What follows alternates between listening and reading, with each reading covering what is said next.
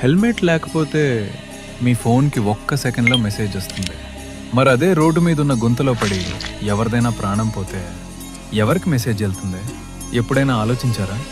మన సిటీలో ఉన్న ట్రాఫిక్ కెమెరాల టెక్నాలజీ మామూలుగా లేదు.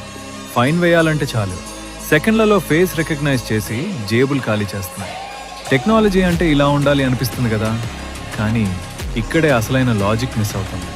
ప్రతిరోజు ఎంతోమంది ప్రాణాలు తీస్తున్న పెద్ద పెద్ద గుంతలు మాత్రం ఈ ఏఐ కళ్ళకి ఎందుకు కనిపించడం లేదు? జరిమానా వేసేటప్పుడున్న స్పీడ్ ఆ గుంత పూడ్చేటప్పుడు ఏమవుతుంది?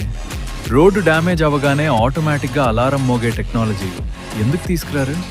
అంటే ఈ టెక్నాలజీ మనల్ని కాపాడటానికి లేదా కేవలం మన దగ్గర డబ్బులు వసూలు చేయటానికేనా? సామాన్యుడి ప్రాణం అంటే అంత చులకనైపోయిందా?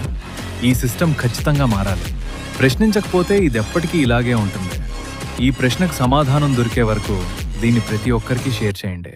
ఎందుకంటే రేపు ఆ గుంతలో పడేది మీరో నేనో కాకూడదు.